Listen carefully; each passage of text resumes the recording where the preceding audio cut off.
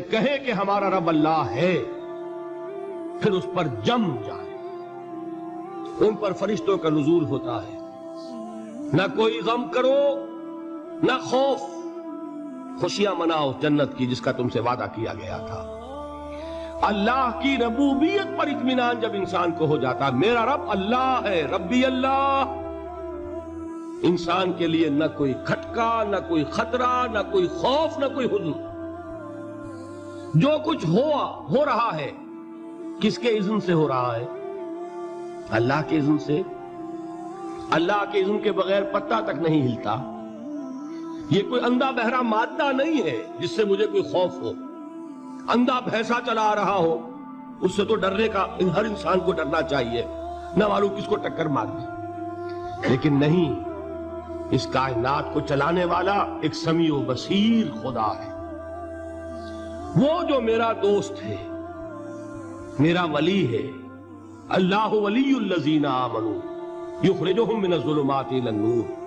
اللہ اہل ایمان کا ولی ہے، ساتھی ہے، پشت پناہ ہے، مددگار ہے، حمایتی ہے۔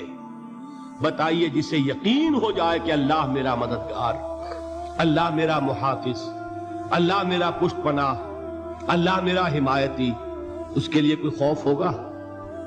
اس سے کوئی ڈر ہوگا؟ میں مثال دیا کرتا ہوں ایک بہت سادہ پنجاب کے دیہات کی۔ وہ بڑا چودھری ہے اور کوئی غریب کسان ہے۔ اس غریب کسان کے جانوروں کو ہر وقت اندیشہ ہوگا چوری کا، کوئی میری بھینس کھول کر نہ لے جائے، کوئی میرا بیل کھول کر نہ لے جائے۔ لیکن جس کے بارے میں یہ سب کو معلوم ہو کہ وہ جو بڑا چودھری ہے وہ اس کا دوست ہے، اس کی بچیا کو کوئی خوف ہوگا؟ اس کی بھینس پر کوئی ہاتھ ڈالے گا؟ اسے کوئی اندیشہ ہوگا؟ نہیں۔ کیوں؟ کہ وہ بڑا چودھری، بڑا اس کا یہاں کا سردار، جاگیردار، سب کو معلوم ہے وہ میرا دوست ہے، کوئی میرے خلاف اقدام نہیں کر سکتا۔ اس دنیا میں یہ چھوٹی سی بات اگر آپ کے دلی اطمینان اور سکون کا باعث بن سکتی ہے تو ذرا تصور کیجئے۔ میں لفظ تصور استعمال کروں گا صرف اس لیے کہ اس کا ہم جس کو کہتے ہیں ادراک اور شعور کر نہیں سکتے، اگر کے ساتھ کر سکتے۔ اگر یقین ہو کہ اللہ میرا مددگار اور یقین ہو کہ اللہ ہر آن میرے ساتھ ہے، کس کا خوف؟ کوئی شے اللہ سے بالاتر ہے؟ کوئی قوت اس سے زیادہ طاقتور ہے؟ کوئی اس کے ارادے کو بدلنے والا ہے؟ کوئی اس کی مشیت کے آڑے آنے والا ہے؟ یہی بات ہے جو حضور نے فرمائی۔ یہ ایمان کا حاصل ہے لب لباب، کہ دیکھو اچھی طرح اس بات کو ذہن نشین کر لو، اگر تمام انسان مل کر تمہیں کوئی نقصان پہنچانا چاہے نہیں پہنچا سکتے مگر جو کچھ اللہ نے لکھ دیا ہو، اور تمام انسان مل کر تمہیں کوئی نفع پہنچانا چاہے نہیں پہنچا سکتے مگر وہ شے جو اللہ نے طے کر دی۔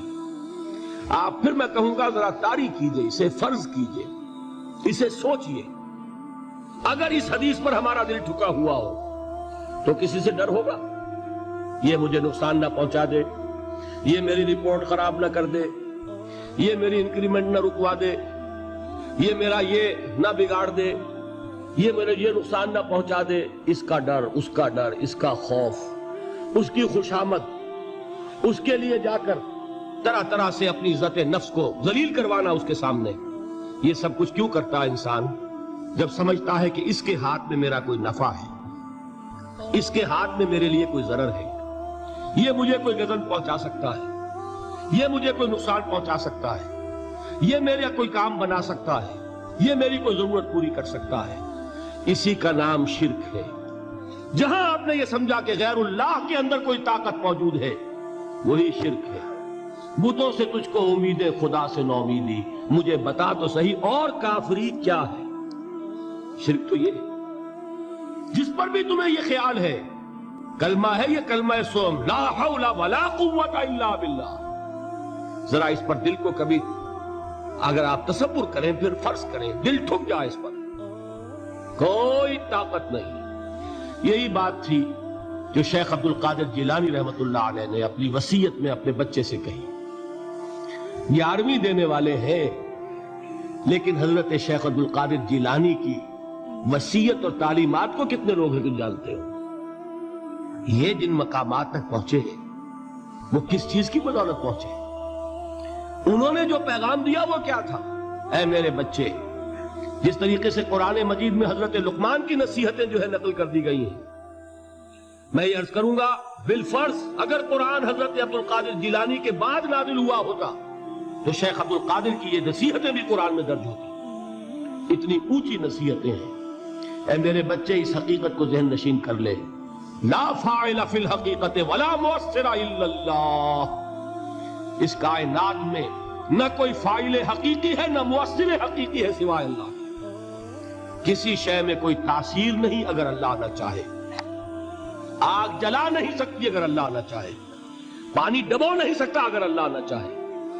زہر ہلاک نہیں کر سکتا اگر اللہ نہ چاہے. کوئی چیز فائدہ نہیں پہنچا سکتی اگر اللہ نہ چاہے. تو در در پہ کیوں سر جھکاتے ہو؟ در در پر کیوں جبیں سائی کرتے ہو؟ سب کے سامنے کیوں ہاتھ پھیلاتے ہو؟ ایک اللہ سے مانگو. ایک اللہ کے سامنے زمین پر اپنی جبین رکھو. لا فاعل فی الحقیقت ولا مؤثر الا اللہ. نظر آتا ہے ہمیں کہ پانی پیاس بجھا دیتا ہے. پیاس بجھانے کی صلاحیت پانی میں نہیں ہے، اللہ کے اذن سے. کھانا بھوک مٹا دیتا ہے، بھوک مٹانے کی صلاحیت کھانے میں نہیں ہے، اذن رب میں ہے. دیکھیے یہی یقین تھا. حضرت موسیٰ علیہ السلام کا واقعہ یاد کیجئے. سامنے سمندر آ گیا ہے، قوم دیکھتی ہے پیچھے کہ گرد و غبار کا طوفان ہے. معلوم ہوا کہ فرعون اپنے لشکر سمیت آ گیا. لشکر جب چلتا تھا تیز رفتاری کے ساتھ تو گرد و غبار کا جو طوفان اٹھتا تھا اس کا تصور کیجیے. اور لمحہ بلمحہ وہ قریب آ رہا ہے. پوری قوم نے کیا کہا؟ اے موسیٰ انا لمدرکون، اے موسیٰ ہم کو پکڑے گئے. قرآن مجید نے تو یہاں وہ باتیں نہیں لکھی ہیں، لیکن تورات میں یہ درج ہے کہ بنی اسرائیل جھگڑنے لگے، دست و گریبان ہو گئے موسیٰ کے ساتھ. موسیٰ ہمیں یہاں مروایا لا کر، اس سے تو ہم ہی بہتر تھے. وہاں کھانے کو ملتا تھا، زندگی تو تھی، بیگار ہم کر رہے تھے، موت تو نہیں تھی. اب جو کچھ ہوگا اس کا تصور کرو، جس طریقے سے ہمارے ٹکڑے اڑائے جائیں گے. تو لڑ رہے ہیں حضرت موسیٰ علیہ السلام سے. یہ تورات کی تفصیل ہے. قرآن میں صرف اتنا آیا ہے، پریشان ہو کر انہوں نے کہا انا لمدرکون، موسیٰ ہم تو پکڑے گئے. اس وقت موسیٰ کا جواب کیا ہے؟ کلا ان معی ربی سیہدین. نہیں، میرے ساتھ میرا رب ہے، وہ راستہ دے گا. بتائیے کہاں راستہ نظر آ رہا ہے؟